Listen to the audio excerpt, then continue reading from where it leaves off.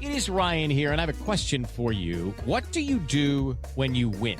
Like, are you a fist pumper, a woohooer, a hand clapper, a high fiver? I kind of like the high five, but if you want to hone in on those winning moves, check out Chumba Casino. At ChumbaCasino.com, choose from hundreds of social casino-style games for your chance to redeem serious cash prizes. There are new game releases weekly, plus free daily bonuses. So don't wait. Start having the most fun ever at ChumbaCasino.com. No purchase necessary. VGW Group. Void where prohibited by law. See terms and conditions. 18+.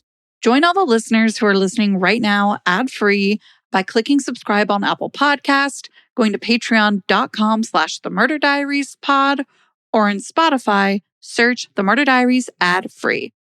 Today on The Murder Diaries, we have the ever-inspiring Jane Boroski, who survived an attempted murder attack by the still unidentified Connecticut River Valley killer. Her life was forever altered on what started out as a typical August day in 1988. 22-year-old Jane was 7 months pregnant and making her way home from an evening at a local summer fair in New Hampshire. She made a pit stop at a convenience store to grab a soda and was assaulted after a strange man approached her car. Jane and her unborn daughter were left for dead after being stabbed 27 times. This is Jane's story.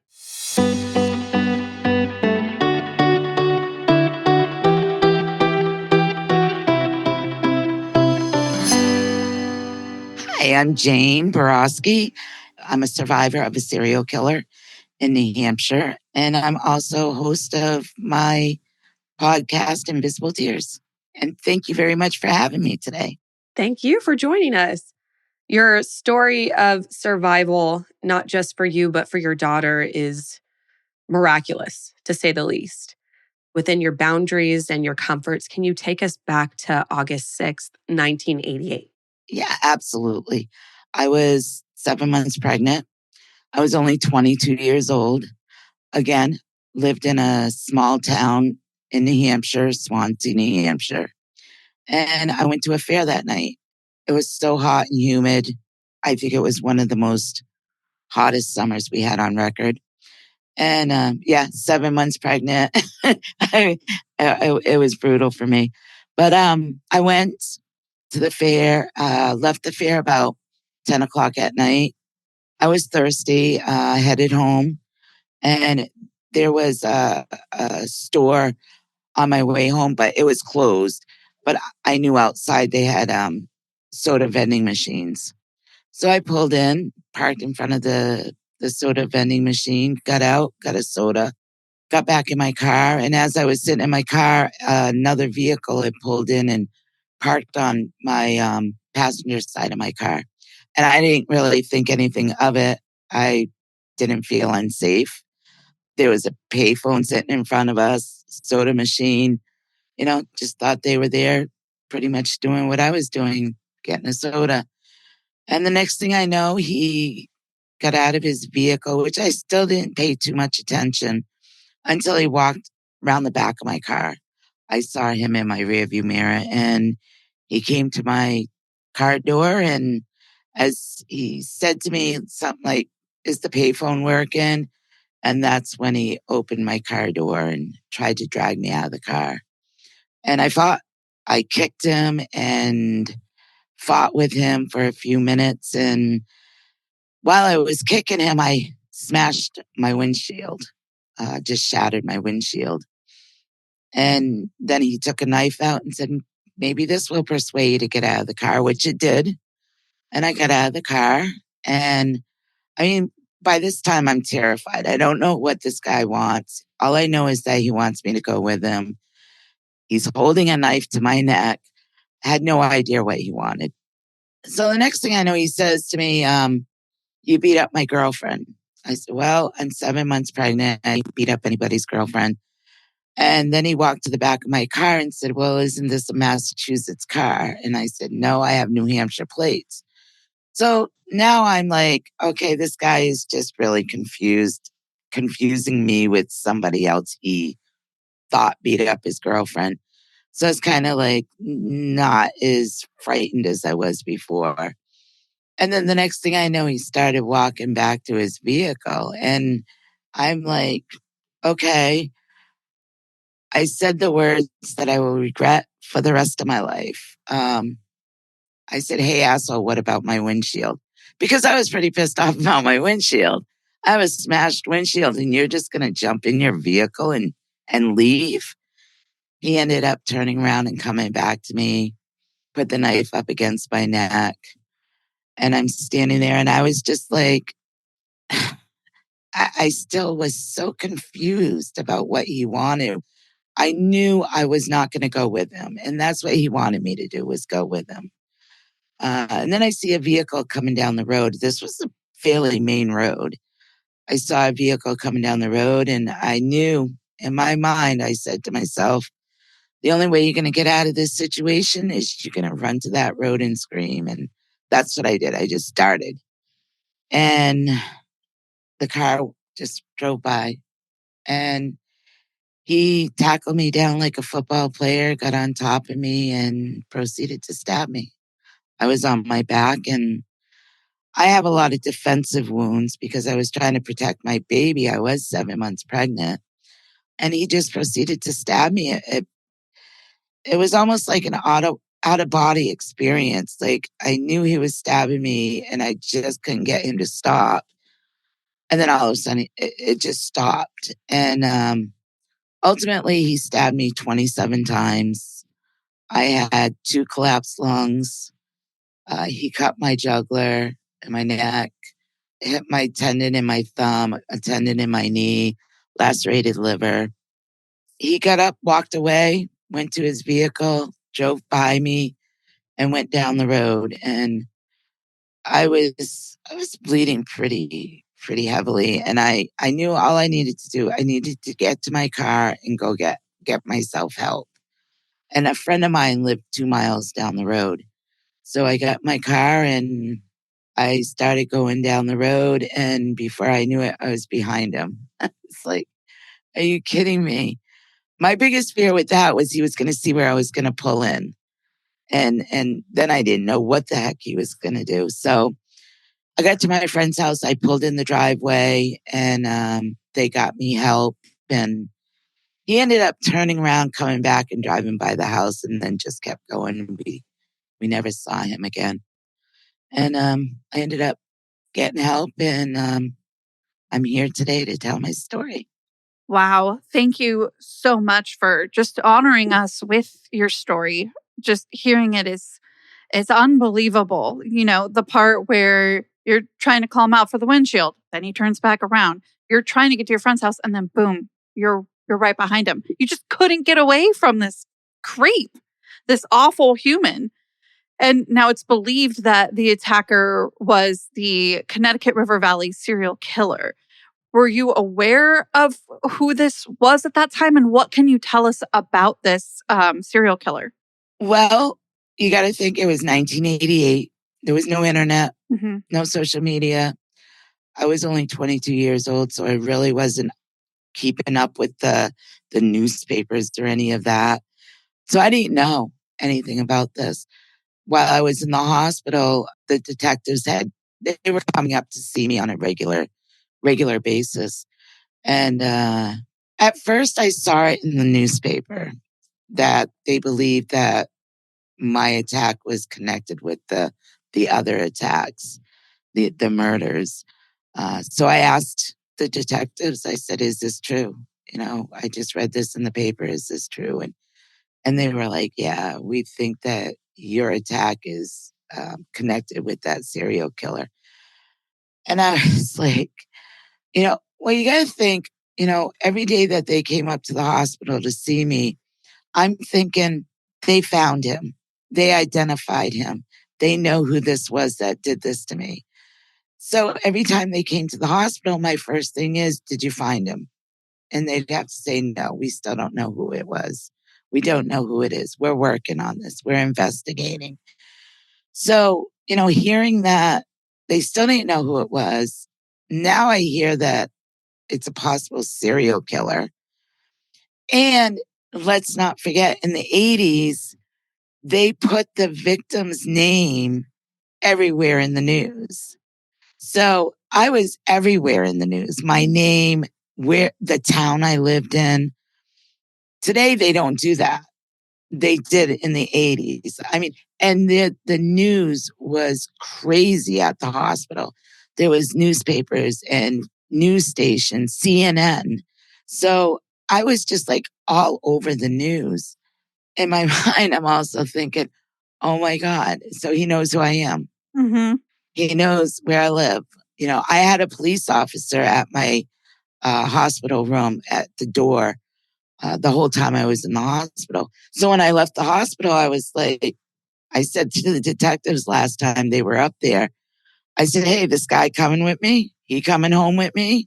Yeah. And they're like, nah, it doesn't work that way. Oh, okay. So this guy knows I survived.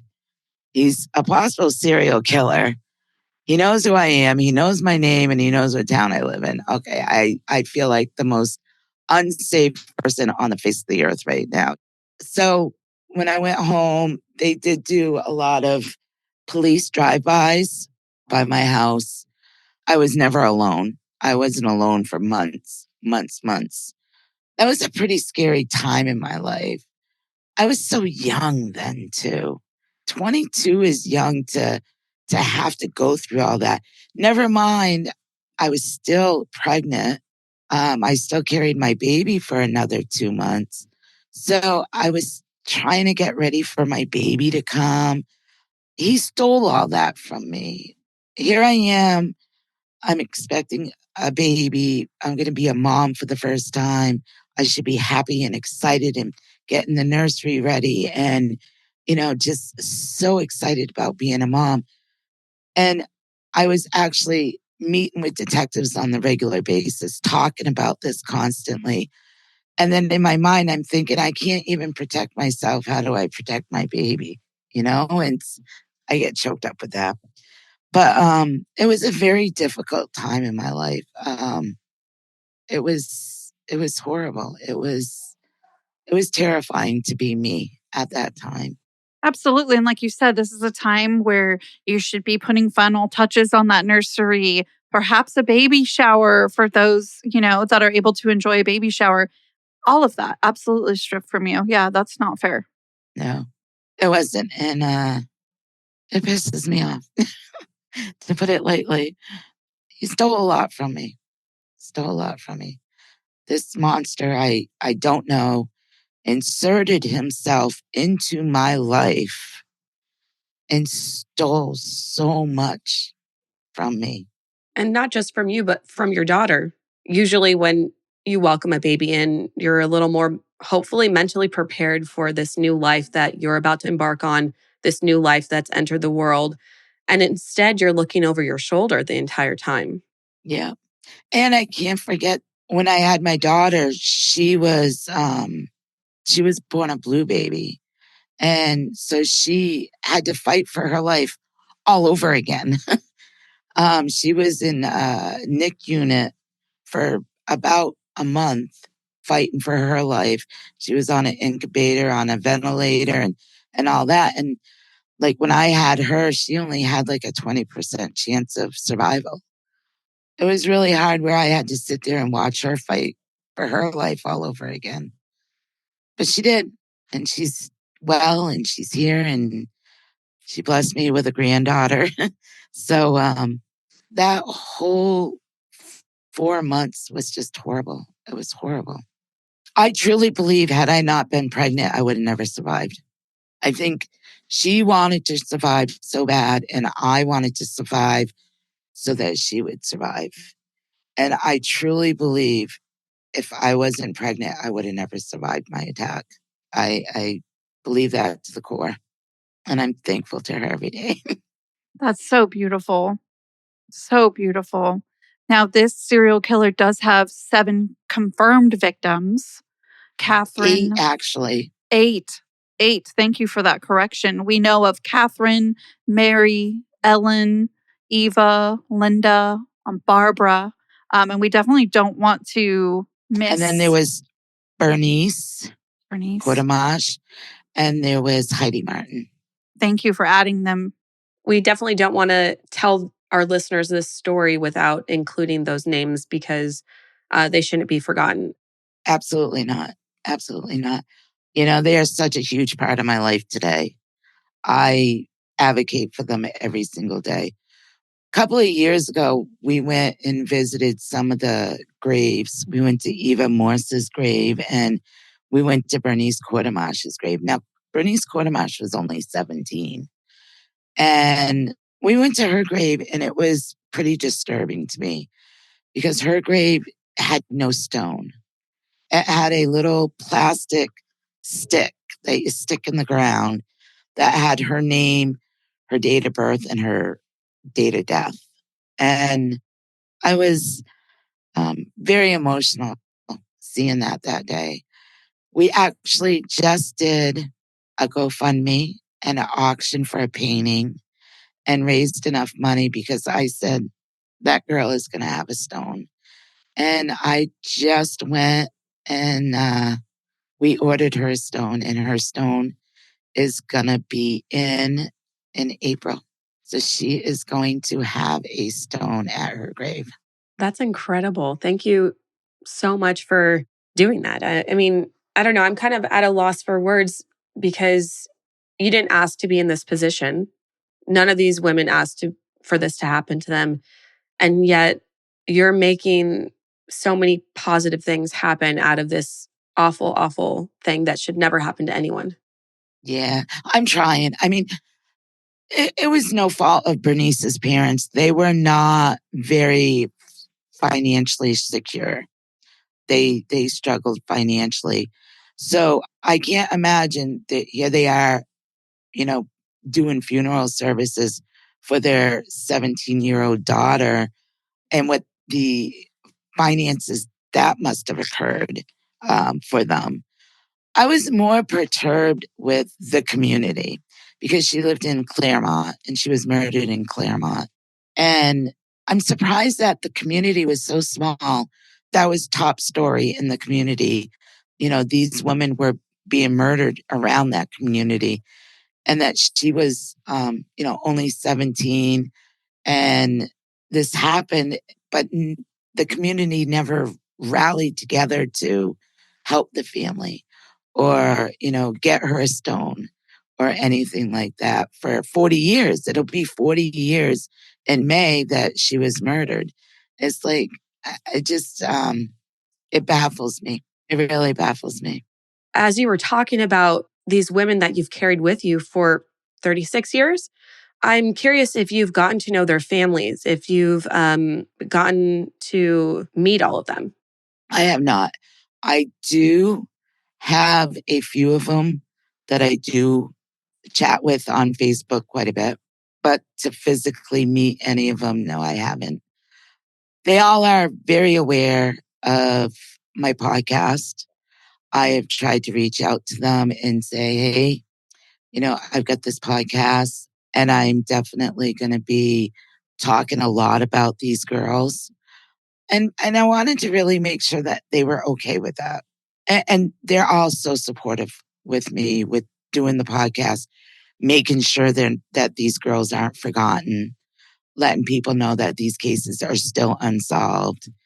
And the reception I've gotten back from the family members has been really good. Has been really good. But to physically, like they're all over the country now. I did let them know about the podcast. As far as I know, most of them listen to the podcast. When I do post on our Invisible Tears Facebook page, the family always goes on and either comments or likes a post that I put up. So they're supporting you, but keeping their distance, or whether that's to protect themselves or, just not wanting to get involved. Some of them, it's difficult still for them. They still struggle with the loss of their loved ones. I mean, people don't realize, they think, okay, 30, 40 years have gone by. It's still there with the families. They still miss their loved ones and always will. And not having any answers or seeing justice is a struggle for them too. We've seen that happen with a few cases that we've covered where we've worked with the families. This sense of longing for answers and justice gets passed from generation to generation. And it's a sense of unresolved grief because you can't really grieve someone completely if you don't have all the answers. Yeah, you nailed it. Exactly. That's so true. To me, something I have thought about a lot, and I think Natalie too, is about these names that we give serial killers that are affecting survivors like yourself and these families that we've been talking about these past few moments. How do names like Connecticut Valley Killer, how do they positively or negatively impact survivors and those that were murdered by them? Do they impact them in any way? Again, to me, sometimes it makes me feel like they're made up or like a fictional character, but their horrific acts are very, very real. I don't know. That's a really, really good question. Back when all these murders and these bodies were being found, they started a task force between some of the victims were found in Vermont, some of the victims were found in New Hampshire. It was like on that line. It's called the Route 91 corridor. And so a task force was formed back in the 80s between New Hampshire and Vermont. And I guess it was the task force that actually named him the Connecticut River Valley serial killer. I don't think a lot about it. I call him the monster. That's my name for him. He's a monster. As far as I'm concerned, there's nothing humane about him. How somebody could do the horrific things that he's done, just go in and just murder somebody that you don't even know with no reason, no rhyme, no, and especially women, because he knew that he's stronger than women.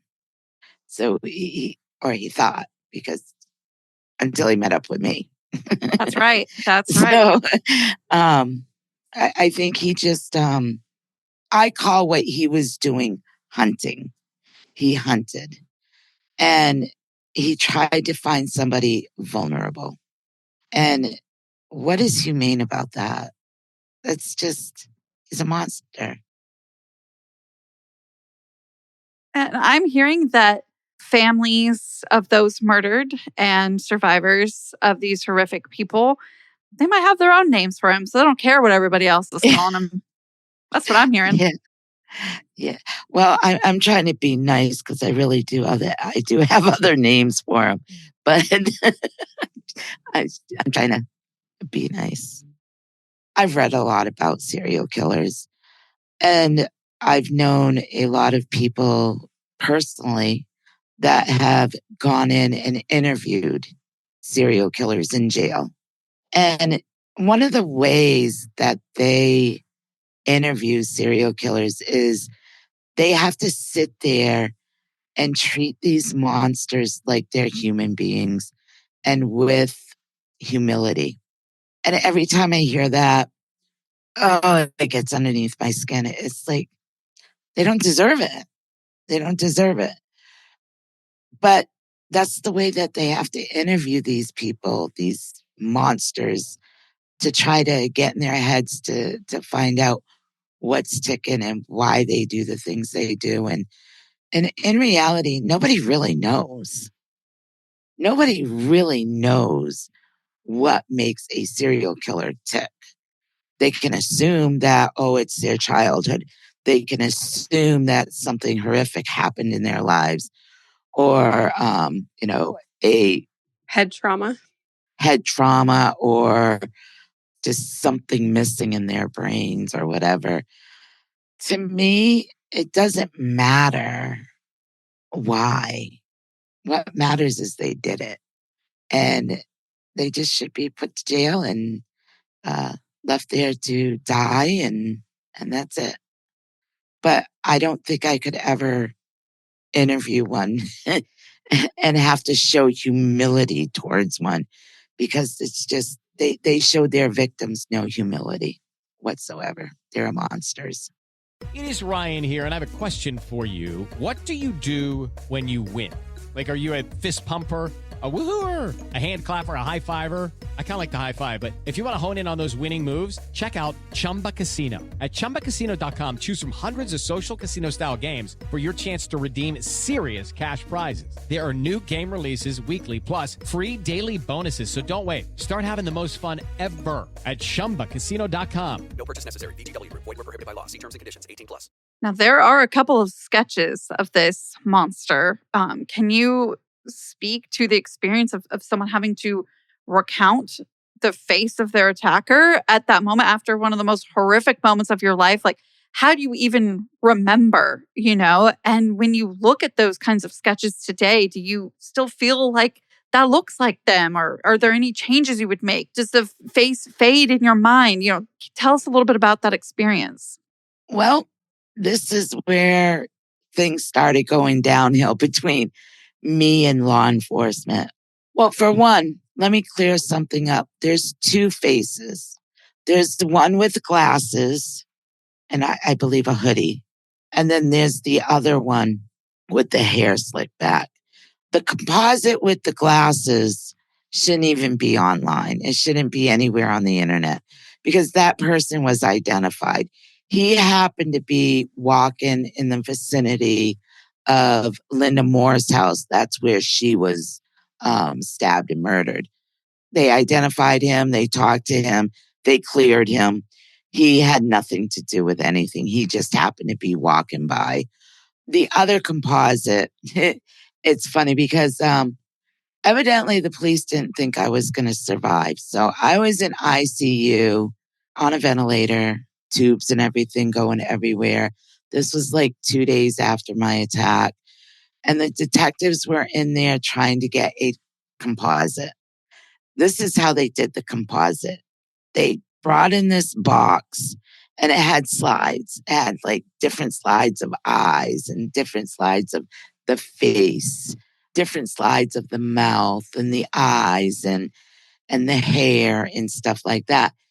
So they would show me different slides and I would have to sit. I was laying in bed, doped up with morphine or whatever. And I blinked once for yes and two for no.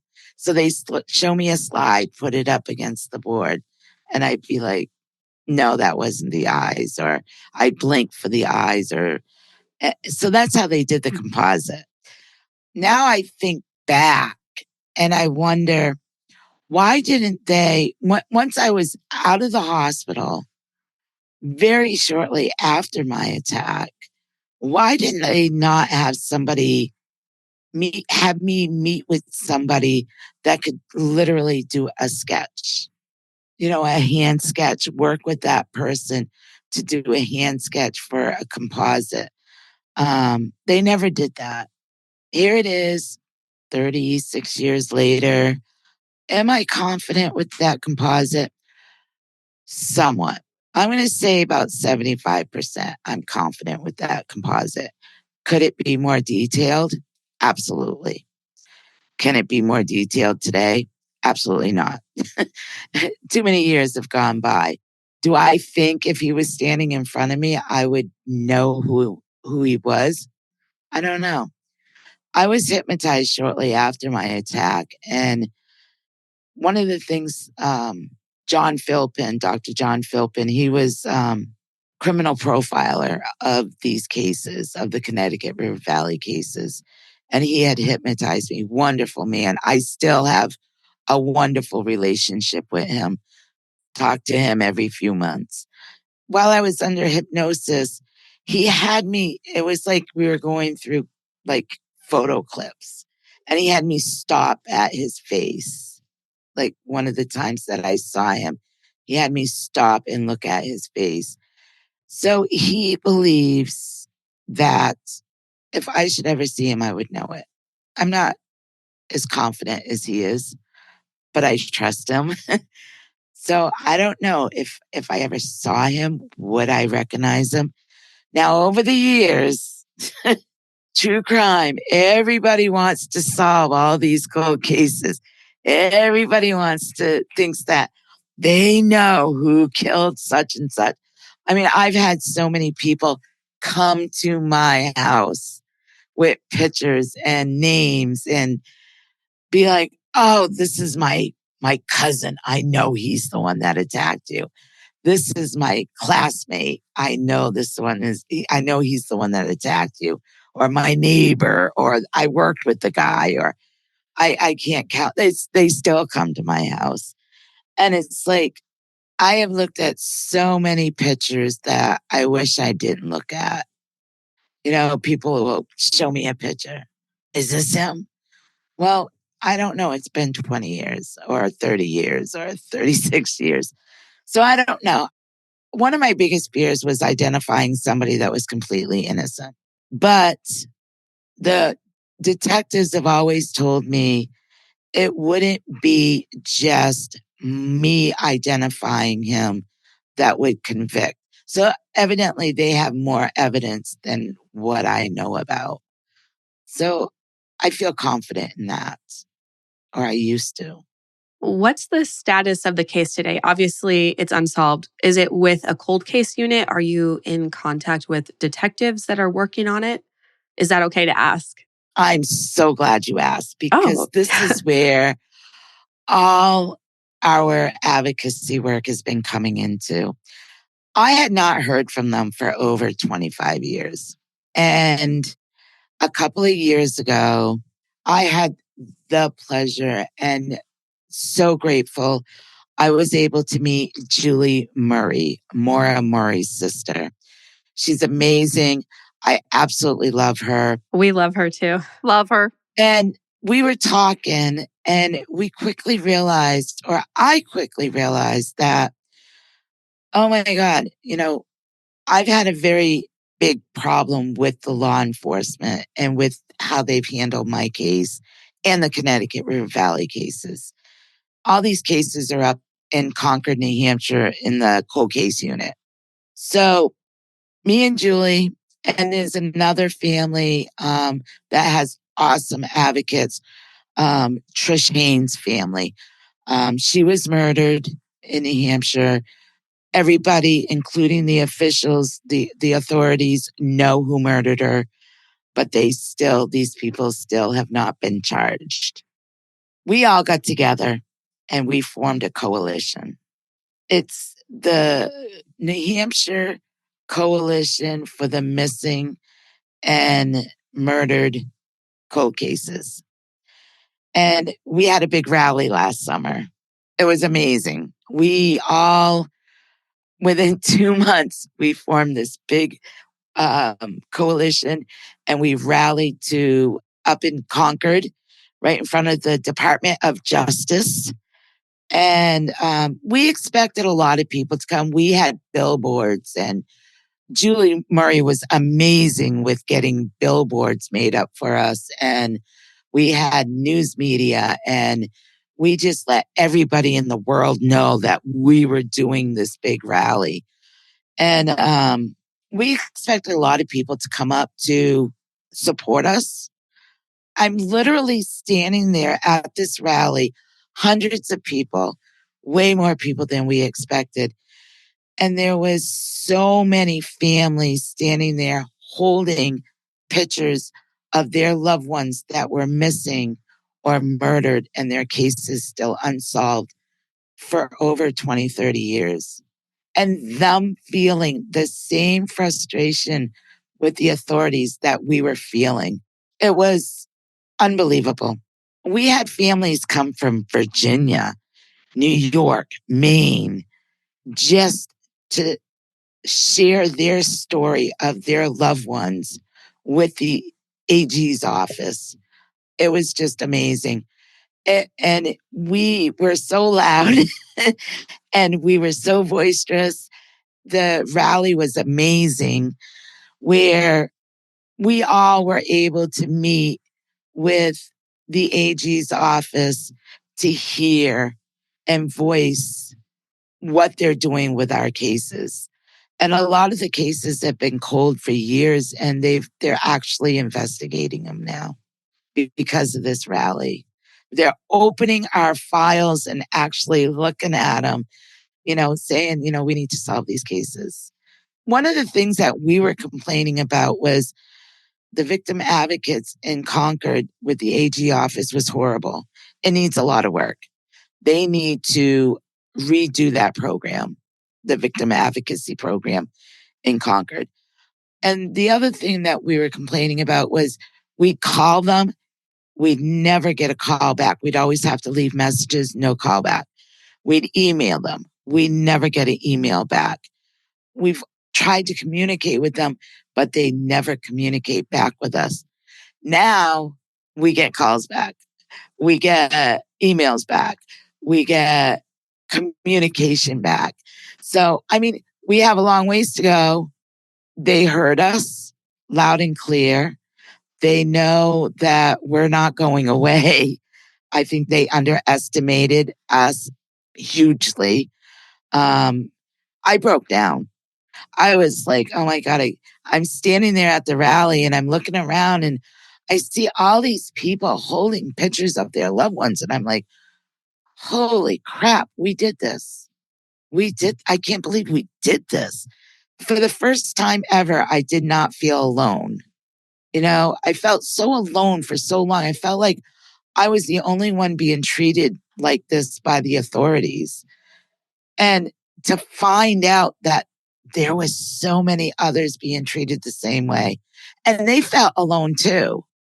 And as soon as they knew that we were doing this rally, they were like, oh yeah, we're there. We're not alone. We're going to voice our opinions. We're the voice for the voiceless. And if we don't continue to be a voice for the voiceless, these angels are being forgotten. You know, all these cold cases are being forgotten, and we can't allow that. And we're not going to allow that. And I mean, Julie Murray is badass, man. Oh, yeah. She is badass. Freaking, I love her so much. And got a wonderful relationship with her. She's such a wonderful advocate for her sister that I quickly realized I needed to advocate for myself way better. I need to do way more to advocate for myself and for these beautiful girls, the Connecticut River Valley girls. So I can't talk too much about it, but there is a possible person of interest in my case. So we'll see what happens.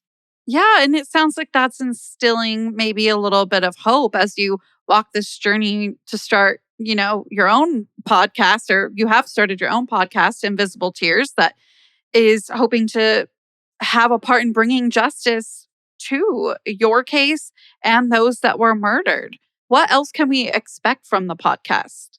Oh gosh, we've been doing a lot of cold cases. We're also really good friends with Bill Thomas with the Colonial Thruway Highway murders in Virginia. They just had a big breakthrough.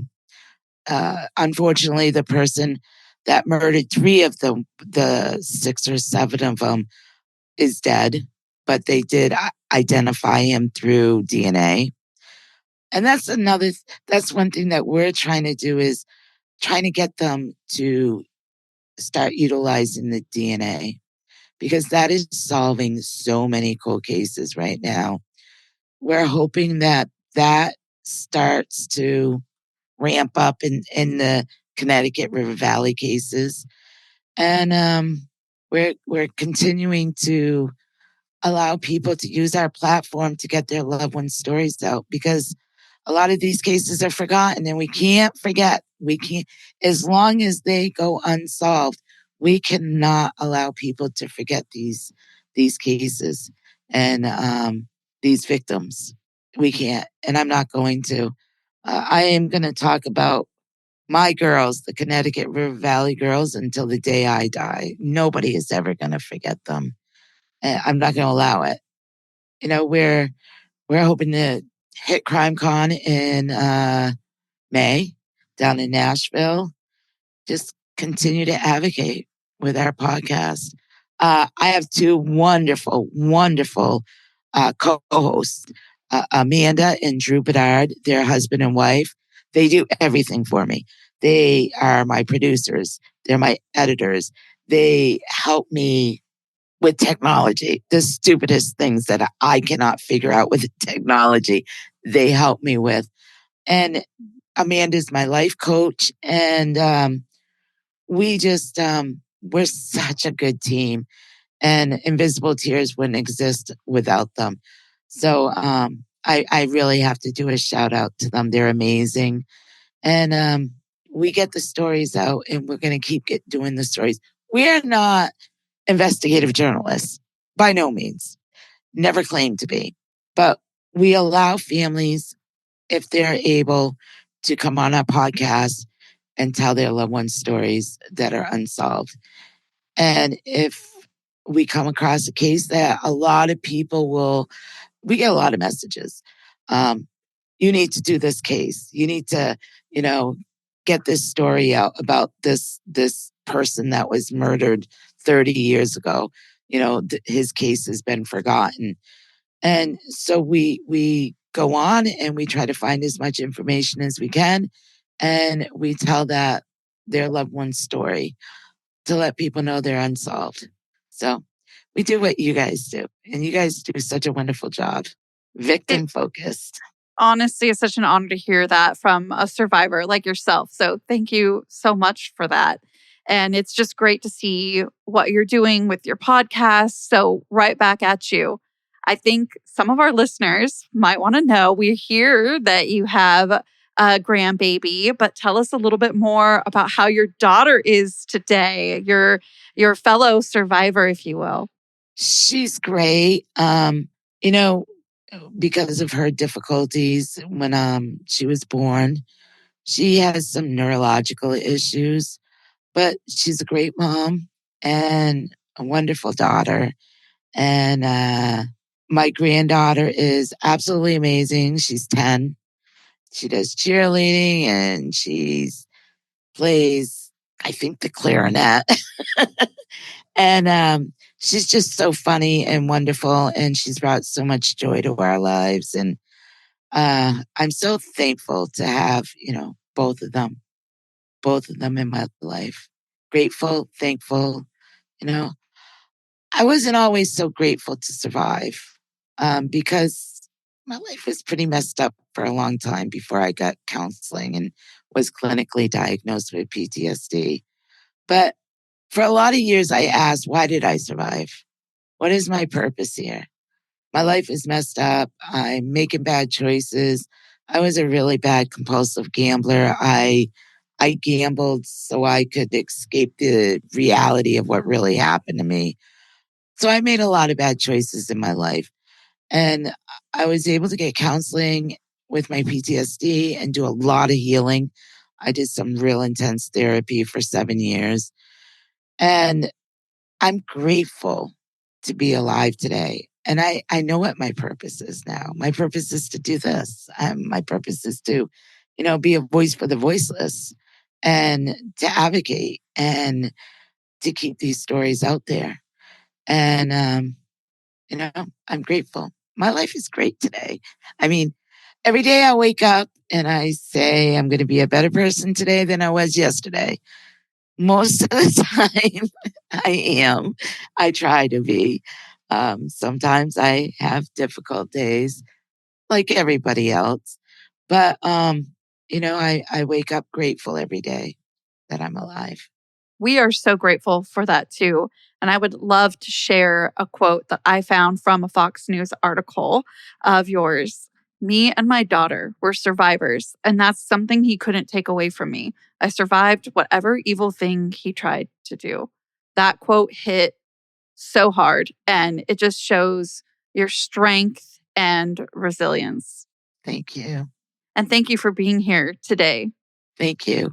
Don't forget, if you want to hear more about my story, I'm so transparent on my podcast about everything about me and my life after my attack and my life today. And if you want to hear more, go to Invisible Tears, wherever you listen to your favorite podcast. We're on Facebook, TikTok, Instagram. Thank you so much. Thank you. What an honor to speak to such a badass today. Make sure you follow us on all of our socials at the Murder Diaries Pod. And until then, Stay safe. bye. Okay, round two. Name something that's not boring. A laundry? Ooh, a book club. Computer solitaire, huh? Sorry, we were looking for Chumba Casino. That's right. ChumbaCasino.com has over 100 casino-style games. Join today and play for free for your chance to redeem some serious prizes. ChumbaCasino.com. No purchase necessary. Void where prohibited by law. 18 plus terms and conditions apply. See website for details.